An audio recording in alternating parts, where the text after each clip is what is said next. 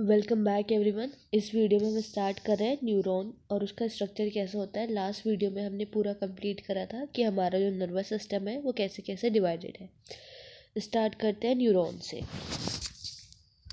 Neuron as a structural and the functional unit of the neural system. जो neuron है वो एक microscopic structure है और उसमें 3 मेजर पार्ट्स होते हैं। क्या क्या होता है? सेल बॉडी, डेंड्राइट और एक्सॉन। तो न्यूरॉन क्या है? न्यूरॉन एक माइक्रोस्कोपिक स्ट्रक्चर है। Neuron is a microscopic structure compose of 3 major parts. Microscopic structure मतलब हम उसको ऐसे विजिबल नहीं है, वो हम उसे सिर्फ माइक्रोस्कोप के थ्रू ही देख सकते हैं। दैट इज माइक्रोस्कोपिक स्ट्रक्चर, जिसमें 3 मेजर पार्ट्स आते हैं। नेमली क्या क्या होता है? सेल बॉडी होती है, डेंड्राइट होती है और एक्सॉन होती है। जो सेल बॉडी है उसमें क्या होता है? साइटोप्लाज्म होता है, जिसके with typical cell organelle and certain granular bodies called Nissl granules. तो जो सेल बॉडी ये है बीच वाली, उसके पास क्या है? साइटोप्लाज्म है, जिसमें जो एक टिपिकल सेल ऑर्गेनली है उसके पास क्या होती है? ग्रैन्युलर बॉडीज होती हैं, और जिससे क्या कहा जाता है? नेसल ग्रैन्यूल्स कहा जाता है। Short fibres which branch repeatedly and project out the cell body. क्या जो छोटे छोटे शॉर्ट फाइबर्स हैं जो उस सेल बॉडी से बाहर निकलते हैं, प्रोजेक्ट आउट करते हैं, उन्हें क्या कहा जाता है? उन्हें उनके पास भी नेसल ग्रैन्यूल्स होते हैं और उन्हें क्या कहा जाता है? डेंड्राइट्स। तो ये इंपॉर्टेंट है, क्वेश्चन पूछा जाता है कि ये जो है क्या है, उसके पास नेसल ग्रैन्यूल्स मिलेंगे कि नहीं मिलेंगे। तो दोबारा एक बार पढ़ो इस लाइन को, देखो क्या लिखा है। सेल बॉडी के पास साइटोप्लाज्म है, जिसके पास ग्रैन्युलर बॉडीज है, उसे कहते हैं नेसल ग्रैन्यूल्स। वहीं से फिर शॉर्ट फाइबर्स निकलते हैं जो आपस में ब्रांच होते हैं और क्या बना, सेल बॉडी से निकलते हैं, रिपीटेडली ब्रांच कर जाते हैं, उनके पास भी निसल ग्रैन्यूल्स होते हैं और उसे क्या कहते हैं? डेंड्राइट्स कहते हैं। तो निसल ग्रैन्यूल्स दोनों के पास है, सेल बॉडी के पास भी है और डेंड्राइट्स के पास भी है। देखो हमें डायग्राम में भी दिख रहा है, ये डेंड्राइट है हमारा और यहाँ भी दिख रहा है ये न्यूक्लियस है, ये सेल बॉडी है और इधर ये डेंड्राइट्स है, और इसके अंदर भी क्या है? नेसल ग्रैन्यूल्स है। ये भी नेसल ग्रैन्यूल्स सेल बॉडी के अंदर और डेंड्राइट्स के अंदर भी contain nasal granules and are called dendrites. These fiber transmit impulse towards the cell body. ये फाइबर क्या करते हैं? इम्पल्स को ट्रांसमिट करते हैं सेल बॉडी की तरफ। The axon is a long fibre. Axon क्या है? एक लॉन्ग फाइबर है। The distal end of which is branch, और डिस्टल एंड कैसा होता है? उसका ब्रांच होता है। Each branch terminate as a bulb like structure called synaptic knob. जो एक ब्रांच, जैसे जो ब्रांच है, हर एक ब्रांच टर्मिनेट होती है बल्ब लाइक स्ट्रक्चर में, उसे कहते हैं synaptic knob. Which possess the synaptic vesicles. इसमें क्या होता है? साइनेप्टिक वेसिकल्स होते हैं। तो हर एक ब्रांच टर्मिनेट होती है बल्ब लाइक स्ट्रक्चर में, जिसे साइनेप्टिक नॉब कहते हैं, जिसके पास साइनेप्टिक वेसल्स होते हैं और उसके अंदर क्या मिलते हैं? न्यूरो मिलते हैं। The axon transmit nerve impulse away from the cell body to a synapse और टू अ न्यूरोमस्कुलर जंक्शन। जो एक्सॉन है वो ट्रांसमिट करते हैं, क्या ट्रांसमिट करते हैं? नर्व इम्पल्स को ट्रांसमिट करते हैं सेल बॉडी से साइनेप्स तक या फिर न्यूरोमस्कुलर जंक्शन। तो जो साइनेप्स वाला पार्ट है, और उसे हम न्यूरोमस्कुलर जंक्शन भी बोलते हैं, क्योंकि साइनेप्स फॉर्म होता है। साइनेप्स कैसे बनता है? एक पोस्ट मेम्ब्रेन न्यूरॉन की, फिर बीच में पार्ट होता है फ्लूइड, फिर एक आती है पोस्ट मेम्ब्रेन। पोस्ट मेम्ब्रेन होती है जो उसके आगे वाला स्ट्रक्चर है। जैसे अगर न्यूरोमस्कुलर जंक्शन की बात की जा रही है तो एक न्यूरॉन की मेम्ब्रेन होगी, दूसरी तरफ मसल की मेम्ब्रेन होगी, दैट इज सार्कोलेमा। तो वो मिलके बनाएंगे न्यूरोमस्कुलर जंक्शन, तो उसे हम साइनेप्स भी कहते हैं। तो the axon transmit nerve impulse away from the cell body to a synapse. तो एक्सॉन क्या करते हैं? ट्रांसमिट करते हैं नर्व इम्पल्स को सेल बॉडी से अवे साइनेप्स तक, और इसे क्या कहा जाता है? न्यूरोमस्कुलर जंक्शन भी कहा जाता है। Based on the number of axon and the dendrites, the neuron are divided into 3 types. अब एक्सॉन और डेंड्राइट्स के नंबर के बेसिस पे, किस बेसिस पे? Based on the number of axon. Axon का नंबर क्या है, डेंड्राइट्स क्या है। तो जो न्यूरॉन्स हैं उनको डिवाइडेड किया गया है 3 टाइप्स में, that is multipolar with 1 axon and 2 or more dendrites. ठीक है, तो मल्टीपोलर क्या होता है? जिसमें एक एक्सॉन हो और 2 या उससे ज़्यादा डेंड्राइट्स हो। तो क्या है? Multipolar with 1 axon and the 2 or more dendrites. कहाँ मिलते हैं? सेरेब्रल कॉर्टेक्स में। तो ये क्वेश्चन पूछे जाते हैं कि जो मल्टीपोलर वाला न्यूरॉन है वो क्या है? एक एक्सॉन है और 2 से ज़्यादा डेंड्राइट्स है। कहाँ मिलेगा? सेरेब्रल कॉर्टेक्स में मिलेगा। बायपोलर क्या होता है? एक एक्सॉन होता है और एक डेंड्राइट होगा, जो कहाँ मिलेगा? रेटिना ऑफ द आई में मिलेगा।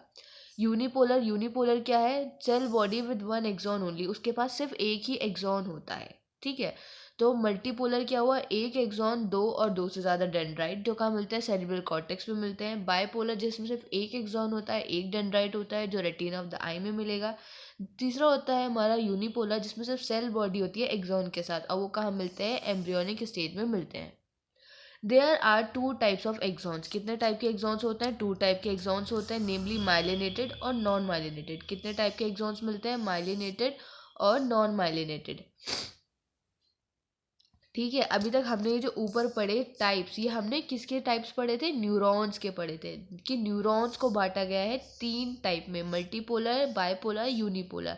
अब हम बात करें एक्सॉन की। जो एक्सॉन है, जो न्यूरॉन का पार्ट है, न्यूरॉन के पार्ट हमने पढ़े थे ना, ये एक्सॉन टर्मिनल, साइनॉप्टिक नर्व, ये पूरा एक्सॉन है। ये देखो पूरा स्ट्रक्चर है इधर, ये तुम्हारे न्यूरॉन का स्ट्रक्चर, ये डेंड्राइट, फिर Nissl granules, cell body, cell body में निसल ग्रैन्युल्स, फिर न्यूक्लियस, फिर यहाँ चले स्वान शेल, इधर एक्सॉन है, फिर माइलिनेटेड शीट है, इधर नोड ऑफ रेनवियर है, फिर एक्सॉन टर्मिनल और साइनेप्टिक नर्व। तो हमने देखा पहले type of neuron, multipolar, unipolar, bipolar. अब हम देख रहे हैं कि कितने टाइप के यहाँ पे एक्सॉन्स हैं। यहाँ लिखा गया है टाइप ऑफ एक्सॉन्स। तो there are two types of axons. ये जो हमने एक्सॉन देखा उसके दो टाइप्स हैं, पहला है माइलिनेटेड, दूसरा है नॉन माइलिनेटेड। तो माइलिनेटेड नर्व फाइबर क्या है, एनवलप है स्वान सेल्स के साथ, जो क्या बनाता है, माइलिन शीट बनाएंगे एक्सॉन के आसपास। The gap between the two adjacent myelin sheets are called nodes of Renvier। और जो गैप होता है दो adjacent myelin sheets के बीच का, उसे कहा जाता है nodes of Renvier। ठीक है, तो there are two types of axons, दो टाइप के एक्सॉन्स होते हैं, माइलिनेटेड और non myelinated. Myelinated nerve fibre envelop होते हैं स्वान सेल्स के साथ, जो एक माइलिन शीट बनाते हैं एक्सॉन के अराउंड। जो गैप होता है दो एडिशन माइलिन शीट्स के बीच का, उसे कहते हैं nodes of Ranvier. Myelinated nerve fibre are found in spinal and the cranial nerves. जो माइलिनेटेड नर्व फाइबर्स हैं वो कहाँ मिलते हैं, स्पाइनल और क्रेनियल नर्व्स में मिलते हैं। माइलिनेटेड नर्व फाइबर कहाँ मिल रहा है, स्पाइनल और क्रेनियल नर्व में। वहीं पर जो अनमाइलिनेटेड नर्व फाइबर है वो कहाँ मिलता है, वो एनक्लोज होता है श्वान सेल्स के द्वारा, और वो कोई भी माइलिन शीट नहीं बनाता है एक्सॉन के आसपास। तो माइलिनेटेड नर्व फाइबर स्पाइनल और क्रेनियल नर्व में मिल रहा है, अनमाइलिनेटेड नर्व फाइबर मिल रहा है श्वान सेल्स में, जो कोई भी माइलिन शीट नहीं बनाएगा एक्सॉन के आसपास, और commonly found in the autonomous and somatic neural system. और कहाँ मिलता है कॉमनली, ऑटोनोमस और सोमैटिक न्यूरल सिस्टम में पाए जाते हैं। कौन से वाले, अनमाइलिनेटेड नर्व फाइबर्स। तो यहाँ पे ख़त्म होता है कि पूरा न्यूरॉन का स्ट्रक्चर क्या क्या है उसके पास। और टाइप्स ऑफ न्यूरॉन देखे हमने, यूनिपोलर, मल्टीपोलर, बायपोलर। फिर हमने देखा कि टाइप ऑफ एक्सॉन्स हैं हमारे क्या क्या है, माइलिनेटेड, नॉन माइलिनेटेड, ये सारे, और कहाँ कहाँ मिलते हैं। और जो गैप होता है दो माइलिन शीट्स के बीच का, उसे क्या कहा जाता है, नोड्स ऑफ रेनवियर कहा जाता है। माइलिनेटेड नर्व फाइबर स्पाइनल और क्रेनियल नर्व्स में मिलते हैं। ये सारी लाइंस बहुत इंपॉर्टेंट है, यहाँ से क्वेश्चन पूछा जाता है कि माइलिनेटेड नर्व फाइबर कहाँ मिलेगा, स्पाइनल और क्रेनियल नर्व में मिलेगा। अनमाइलिनेटेड नर्व फाइबर कहाँ मिलेगा, स्वान शेल में मिलेगा, जो कोई भी माइलिन शीट नहीं बनाएंगे एक्सॉन के आसपास। और कॉमनली कहाँ मिलता है, ऑटोनोमस और सोमैटिक न्यूरल सिस्टम में मिलता है। अब हम बात करते हैं जनरेशन और conduction of the nerve impulse की। जो नर्व इम्पल्स है उसका जनरेशन कैसे होता है, कैसे वो जनरेट होती हैं, और फिर आगे कैसे कंडक्ट होती हैं। तो बात करते हैं, neurons are excitable cells because their membrane are in a polarize state. तो न्यूरॉन कैसे सेल्स होते हैं, एक्साइटेबल सेल्स हैं, जो एक्साइट हो सकते हैं। क्यों, क्योंकि उनकी जो मेम्ब्रेन होती है वो पोलराइज स्टेट में होती है। किस में होती है, their membranes are in a polarize state. Do you know why the membrane of a neuron is polarize. तुम जानते हो कि क्यों जो मेम्ब्रेन है न्यूरॉन की वो पोलराइज है। Different types of ion channel are present on the neural membrane.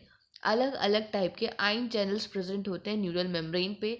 ये आयन चैनल सेलेक्टिवली परमिएबल हैं डिफरेंट आयंस के लिए। जब न्यूरॉन कंडक्ट नहीं करेगा कोई भी इम्पल्स दैट इज रेस्टिंग, तो जो एक्सोनल मेम्ब्रेन है वो कंपैरेटिवली मोर परमिएबल होती है पोटेशियम आयंस के लिए। ठीक है, तो अब समझते हैं इस बात को क्या कहना चाहता है, कि न्यूरॉन्स क्या है हमारे, क्यों इनमें मतलब इतनी पोलैरिटी है, कैसे यह नर्व इम्पल्स हो पाती है। तो ये एक्साइटेबल सेल्स है, खुद से ये क्या होते हैं, एक्साइट होते हैं। इनकी मेम्ब्रेन हमेशा पोलराइज स्टेट में रहने वाली है। फिर हम बात करें कि जो इसकी क्यों होता है, क्योंकि जो न्यूरॉन है, सपोज मान लो न्यूरॉन है, तो इसके पास ऐसे बहुत सारे आयन चैनल्स प्रेजेंट होते हैं। जैसे सोडियम पोटेशियम आयन चैनल होता है, ये इसकी मेम्ब्रेन पे प्रेजेंट होते हैं। यही आयन है जो क्या करते हैं, आयन चैनल यही अलाउ करते हैं कि कौन से आयन को ये अंदर आने देंगे। तो ये कैसे होते हैं, हम लिख सकते हैं आयन चैनल्स होते हैं सिलेक्टिवली परमिएबल, मतलब जिसको ये सिलेक्ट करेंगे वही आ पाएगा अंदर। तो ये क्या है, सिलेक्टिवली परमिएबल। तो इन्हें क्या कहा जाता है, these ion channels are selectively permeable, क्योंकि ये जिन आयन को सिलेक्ट करेंगे वही अंदर आ पाएंगे to different ions. When a neuron is not conducting any impulse, अब हम बात करते हैं जब न्यूरॉन कोई भी इम्पल्स कंडक्ट नहीं कर रहा है, मतलब अपने रेस्टिंग स्टेट में, तो जो एक्सोनल मेम्ब्रेन है, एक्सॉन की जो मेम्ब्रेन है वो किसके लिए ज़्यादा परमेबल होती है, पोटेशियम आयन के लिए ज़्यादा परमेबल होती है। ये लाइन बहुत इंपॉर्टेंट है, यहाँ से क्वेश्चन पूछा जाता है कि कौन सी कंडीशन में और किसके लिए परमेबल है। तो जब कह रहे हैं जब एक्सॉन कौन सी कंडीशन में पड़ा है, रेस्टिंग स्टेट में पड़ा है, जब कोई भी इम्पल्स कंडक्ट नहीं हो रहा है। तो लिखा है when a neuron is not conducting any impulse, कोई इम्पल्स कंडक्ट नहीं हो रहा है रेस्टिंग स्टेट में, तो एक्सटर्नल मेम्ब्रेन ज़्यादा परमेबल है पोटेशियम आइंस के लिए और नियरली इम्परमेबल है सोडियम आइंस के लिए। सिमिलरली ऐसे ही जो मेम्ब्रेन है वो इम्परमेबल होती है निगेटिवली चार्ज प्रोटीन्स के लिए। Similarly the membrane is impermeable to negatively charge proteins, और किसके लिए इम्परमेबल होगी, निगेटिवली चार्ज प्रोटीन्स के लिए इम्परमेबल होगी, जो कहाँ प्रेजेंट है, एक्सोप्लाज्म में प्रेजेंट है। तो न्यूरॉन कोई भी कंडक्ट नहीं करता इम्पल्स, जब वो रेस्टिंग स्टेट में होता है तो जो एक्सॉन की मेम्ब्रेन होती है वो पोटेशियम को ज़्यादा परमेबल दी देती है, मतलब पोटेशियम का एंट्रेंस अलाउ करेगी, उसके लिए ज़्यादा परमेबल है एज़ कम्पेयर टू सोडियम। और साथ साथ किसके लिए, नेगेटिव चार्ज जो प्रोटीन्स हैं उनके लिए भी इम्परमेबल है, उनके लिए तो इम्परमेबल है। लेकिन सोडियम और पोटेशियम की बात की जाए तो पोटेशियम के लिए ज़्यादा परमेबल है, ठीक है, और नियरली इम्परमेबल मतलब ना के बराबरी सोडियम की एंट्री को अलाउ करेगी। कॉन्सिक्वेंटली जो एक्सोप्लाज्म है इनसाइड द एक्सॉन, अब मान लो तुम्हारा ये एक्सॉन का स्ट्रक्चर है, ठीक है, और अभी कह रहे हैं इसके अंदर जो एक्सोप्लाज्म प्रेजेंट है, ये मान लो ये हमारा एक्सोप्लाज्म प्रेजेंट है इसके अंदर, एक्सॉन के अंदर। तो इन्होंने कहा इसके पास हाई कंसंट्रेशन ऑफ पोटेशियम, किसकी कंसंट्रेशन ज़्यादा मिलने वाली है, यहाँ पे पोटेशियम की कंसंट्रेशन ज़्यादा मिलने वाली है इसके अंदर। और negative and the negatively charge proteins, और किसकी होगी, और निगेटिव चार्ज प्रोटीन्स, यहाँ पे मतलब निगेटिव चार्ज प्रोटीन ज़्यादा है अंदर की तरफ। तो आप समझो ऊपर उन्होंने क्या लिखा था कि जब रेस्टिंग स्टेट है तो एक्सॉन की मेम्ब्रेन ज़्यादा परमीबल है पोटेशियम आयन के लिए और इम्परमीबल है सोडियम आयन के लिए, और इम्परमीबल है निगेटिवली चार्ज प्रोटीन से, मतलब निगेटिव चार्ज प्रोटीन की इम्परमीबल, उसको बाहर आना जाना है ही नहीं। तो अंदर अब किस किस चीज़ की कंसंट्रेशन ज़्यादा है, पोटेशियम की और निगेटिव चार्ज प्रोटीन, ठीक है। तो वही लिखा गया है कि जो एक्सोप्लाज्म है उसके अंदर एक्सॉन के अंदर हाई कंसंट्रेशन मिलेगी पोटेशियम की और निगेटिवली चार्ज प्रोटीन्स की, लो कंसंट्रेशन होगी सोडियम की। इन कंट्रास्ट, अब इसके कंट्रास्ट में इसके अपोजिट में बात की जाए तो जो fluid outside the axon, axon के बाहर जो फ्लूइड है, मान लो यहाँ पे ये फ्लूइड है एक्सॉन के बाहर, तो उसमें क्या है, वहाँ पे लो कंसंट्रेशन है पोटेशियम की, ऑब्वियसली बात है, अब यहाँ पे पोटेशियम लो है अंदर ज़्यादा है, and high concentration of sodium, और किसकी कंसंट्रेशन ज़्यादा है, यहाँ पे सोडियम ज़्यादा प्रेजेंट है बाहर, एंड दस फॉर्म अ कंसंट्रेशन ग्रेडियंट। तो क्या बन गया, कंसंट्रेशन ग्रेडियंट बन गया, यहाँ पे पोटेशियम की कंसंट्रेशन ज़्यादा थी और बाहर कम है। तो क्या हमें पता है कंसंट्रेशन ग्रेडियंट क्या होता है, कि मूवमेंट कैसे होता है, इनका हाई टू लो कंसंट्रेशन जाता है, अभी कंसंट्रेशन ग्रेडियंट बन चुका है, ठीक है। These ionic gradient across the resting membrane are maintain by the active transport of ions by the sodium potassium pump. अभी कंसंट्रेशन ग्रेडियंट बन गया है, अगर कंसंट्रेशन ग्रेडियंट के अकॉर्डिंग देखें तो भाई सोडियम अंदर से बाहर जाना चाहिए, क्योंकि अंदर की कंसंट्रेशन ज़्यादा है और बाहर कम है, लेकिन ऐसा नहीं होता। तो ये चीज़ जो मेंटेन की जाती है किसके थ्रू मेंटेन की जाती है, एक्टिव ट्रांसपोर्ट के थ्रू मेंटेन की जा रही है सोडियम पोटेशियम पंप द्वारा, विच ट्रांसपोर्ट 2Na, और क्या करेगा वो 3Na को बाहर भेजेगा, अंदर से ही 3Na को बाहर भेजेगा outward for the 2 into the cell, और बाहर से 2 पोटेशियम को अंदर ले लेगा। तो क्या करेगा ये ऐसे कंसंट्रेशन ग्रेडियंट मेंटेन करेगा, 2 पोटेशियम अंदर जाएंगे और यहाँ से 3Na बाहर जाएंगे, और ये कैसे होता है, ये मेंटेन होता है एक्टिव ट्रांसपोर्ट के थ्रू। तो ये क्वेश्चन यहाँ से पूछा जाता है कि जो एक्टिव ट्रांसपोर्ट है वो क्या मेंटेन कर रहा है, तो वो कंसंट्रेशन ग्रेडियंट इनकी जो बैलेंस है वो मेंटेन करता है सोडियम पोटेशियम का। एज अ रिजल्ट, अब इसके रिजल्ट में क्या होगा कि जो आउटर सरफेस था एक्सटर्नल मेम्ब्रेन का उसके पास पॉजिटिव चार्ज होगा, क्योंकि भाई हमने पढ़ा था अंदर क्या है निगेटिव चार्ज था, तो बाहर यहाँ क्या है पॉजिटिव चार्ज है, ठीक है। वही लिखा है as a result outer surface of the external membrane possess a positive charge while its inner surface, अगर अंदर की बात करें तो वहाँ क्या मिलने वाला है, निगेटिवली चार्ज मिलने वाला है, देखो जैसे यहाँ डायग्राम में दिखाया गया है, समझे, become negatively charge and therefore is polarized, और क्या हो जाएगा वो चीज़ क्या हो जाएगी, पोलराइज्ड हो जाएगी। तो पोलराइज्ड कंडीशन क्या हुई, हमने देखा ये हमारी एक्सोन की मेम्ब्रेन, बाहर है पॉजिटिव चार्ज, अंदर है निगेटिव चार्ज, अंदर निगेटिव चार्ज और बाहर है पॉजिटिव चार्ज, ये कंडीशन क्या है हमारी पोलराइज कंडीशन। ठीक है। जो electrical potential difference across the resting plasma membrane, जो इलेक्ट्रिकल पोटेंशियल डिफरेंस है रेस्टिंग प्लाज्मा मेम्ब्रेन के अक्रॉस, उसे कहा जाता है resting potential. You might be curious to know about the mechanism of the generation of nerve impulse. तुम curious होंगे कि अब ये जो नर्व इम्पल्स है ये जनरेट कैसे होता है, उसका कंडक्शन कैसे होता है एक्सॉन के अलोंग। जब स्टिमुलस आएगा एट द साइट, मान लो अब उन्होंने एग्जाम्पल लेके समझाया, स्टिमुलस अराइज हो रहा है at the site A site पे स्टिमुलस अराइज होता है, ठीक है, और वो किस पे, पोलराइज मेम्ब्रेन पे, तो फ्रीली परमेबल हो जाएगी अब सोडियम के लिए। अब किसकी एंट्री करवाएगी, सोडियम की परमेबली कराएगी। हमें पता था जब रेस्टिंग कंडीशन थी तो भाई सोडियम के लिए तो वो इम्परमेबल थी, लेकिन जब कोई भी इम्पल्स वहाँ पे आया पोलराइज वाली साइड पे, तो अब वो सोडियम के लिए परमेबल होगी कि सोडियम की एंट्री को अलाउ कर देगी। इससे क्या होगा, रैपिड इन्फ्लक्स हो जाएगा सोडियम का, सोडियम अंदर चला जाएगा जल्दी जल्दी, और जिसकी वजह से क्या हो जाएगी, जो पोलैरिटी है वो रिवर्स हो जाएगी ए साइड पे, that is outer surface of the membrane become negatively charged and the inner side become the positively charged। तो हमने देखा था कि ये कंडीशन जो थी हमारी, ये क्या थी, रेस्टिंग कंडीशन थी, बाहर पॉजिटिव अंदर नेगेटिव। अब मान लो यहाँ पे कोई स्टिमुलस आ गया, मान लो ए स्टिमुलस आया, तो अब क्या होगी, इस मेम्ब्रेन की जो पोलैरिटी है वो चेंज हो जाएगी। कैसे चेंज होगी, जो आउटर सरफेस है, अब बाहर वाला सरफेस निगेटिव हो जाएगा, अंदर वाला पॉजिटिव हो जाएगा, जहाँ पे क्या आया है, स्टिमुलस आया है। बाकी तो वही रहने वाली है इस पॉइंट, बाकी सब पहले जैसी कंडीशन मेंटेन रहेगी, लेकिन यहाँ पे क्या है, स्टिमुलस राइज हुआ तो यहाँ पोलैरिटी चेंज हो गई, बाहर हो जाएगा निगेटिव, अंदर हो जाएगा पॉजिटिव। वही लिखा है, outer surface of the membrane become negatively charged and the inner side become positively charged। the polarity of the membrane at the site A, जो polarity है membrane की A साइड पे, वो रिवर्स हो जाएगी और क्या हो जाएगा, वो डीपोलराइज। तो अब इस कंडीशन को क्या कहा जाएगा, ये क्या हो गई, यहाँ पे डीपोलराइज्ड हो गया है, ये क्या हो गया है, डीपोलराइज।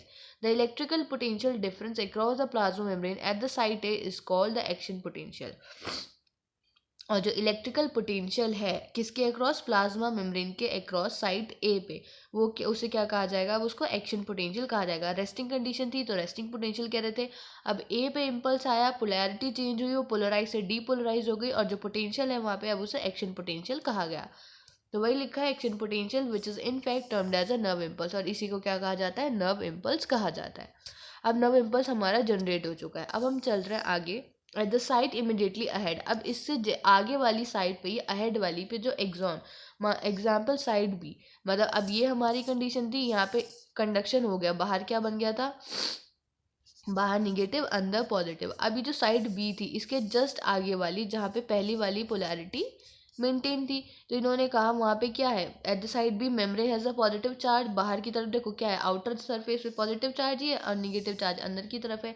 एज अ रिजल्ट जिसके वजह से करंट फ्लो होगा, करंट कैसे फ्लो होता है, पॉजिटिव टू नेगेटिव जाता है, फिजिक्स में हमने पढ़ी है। तो एज अ रिजल्ट इसके वजह से करंट फ्लो करेगा इनर सरफेस से साइड ए से साइड बी पे, ये साइड ए थी साइड बी थी, तो साइड ए से साइड बी की तरफ जाएगा। On the outer surface current flow, और बाहर की तरफ कहाँ जाएगा, पॉजिटिव टू निगेटिव जाएगा, तो बाहर पॉजिटिव इधर है बी और इधर निगेटिव है, तो बाहर की तरफ जाएगा बी टू ए। तो वही लिखा है निगेटिव चार्ज है इनर सरफेस पे, जिसकी वजह से करंट फ्लो करेगा inner surface from side A to side B, और आउटर सरफेस पे करंट फ्लो करेगा साइड बी से साइड ए की तरफ। ये हमें यहाँ पे इन्होंने आगे मेंशन कर दिया, ठीक है। To complete the circuit of the current flow, और ऐसे ही क्या होगा, सर्किट कंप्लीट होगा। हैंस जो पोलैरिटी है साइड पे वो रिवर्स हो जाएगी, एक्शन पोटेंशियल जनरेट होगा, फिर साइड बी पे जो इम्पल्स है एक्शन पोटेंशियल वो जनरेट होगा साइड ए पे, अराइव होगा साइड बी पे, ऐसे ही चीज़ें चलती जाएंगी। The sequence is repeated along the length of the axon and consequently impulse is conducted. ये जो सीक्वेंस है रिपीट होता जाएगा एक्सॉन की लेंथ के अकॉर्डिंग, और क्या होगा, कॉन्सिक्वेंटली इम्पल्स कंडक्ट होता जाएगा। The rise in the stimulus induce permeability to the sodium, जो राइज है स्टिमुलस में, जो ये स्टिमुलस, जो ये राइज आया स्टिमुलस में, वो क्या करेगा, परमिबिलिटी इंड्यूस करेगा सोडियम के लिए, एक्सट्रीमली शॉर्ट लिव होती है। मतलब जो ये स्टिमुलस कैसे बन रहा था, कैसे ये पोलैरिटी चेंज हुई, भाई जब एक्शन पोटेंशियल आया तो सोडियम के लिए वो परमिएबल हो गई ना, वो एंट्री करी तो पोलैरिटी चेंज हुई, कंसंट्रेशन चेंज हुए, साइन चेंज हुए, तो भाई सारी चीज़ें हो गई। तो उन्होंने कहा जो राइज इन द स्टिमुलस, जो स्टिमुलस की वजह से परमिएबिलिटी बढ़ती है सोडियम के लिए, वो बहुत शॉर्ट लिव्ड होती है, बहुत कम समय के लिए होती है, एकदम से वो वापस से क्या होता है, पुरानी परमिएबिलिटी में चला जाता है। भाई लिखा है quick followed by the rise in permeability to sodium, sorry potassium. क्या होती है, एकदम से क्विक फॉलो हो जाएगी कि वहाँ पे किसकी परमिबिलिटी बढ़ जाए, पोटेशियम की परमिबिलिटी बढ़ जाए। With in a fraction of a second, एक फ्रैक्शन ऑफ सेकेंड के अंदर ही पोटेशियम डिफ्यूज हो जाता है आउटसाइड द मेम्ब्रेन, और वापस से उस रेस्टिंग पोटेंशियल मेम्ब्रेन को रीस्टोर कर लेता है at the site of excitation, और फाइबर फिर से क्या बन जाता है, रिस्पॉन्सिव बन जाता है फिर से एक बार और स्टिमुलेशन के लिए।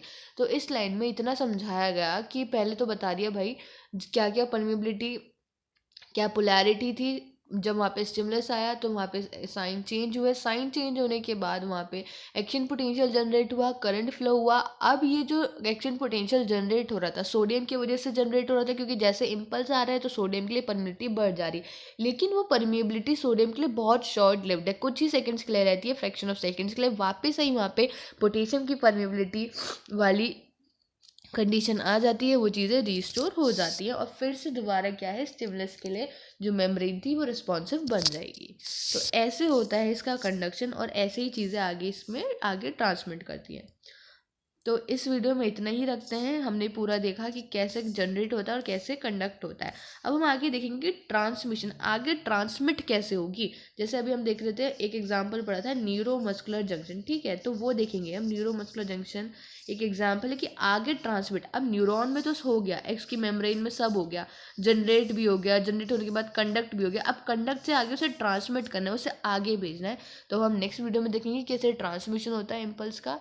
अगर ये तुम्हें ना बस समझ आया हो कि कैसे कंडक्ट हो रहा है, कैसे जनरेट हो रहा है, तो मुझे एक बार दोबारा बता देना कमेंट में, मैं दोबारा इसको समझा दूंगी। बट जहाँ तक ये समझ आ गया होगा, और एक दो बार वीडियो को दोबारा जब तुम एक बार पीछे करके देखोगे, अगर नहीं आया तो चीज़ें क्लियर हो जाएंगी, क्योंकि मैंने हर एक लाइन को पूरा एक्सप्लेन किया है, विद डायग्राम ड्रॉ करके बताया है कि क्या परमिबिलिटी, क्या पोलैरिटी, क्या साइन। तो मिलते हैं नेक्स्ट वीडियो में। कोई डाउट हो तो मेंशन कर देना कमेंट में, I try to solve it. मिलते हैं नेक्स्ट वीडियो में, तब तक के लिए thank you and bye bye.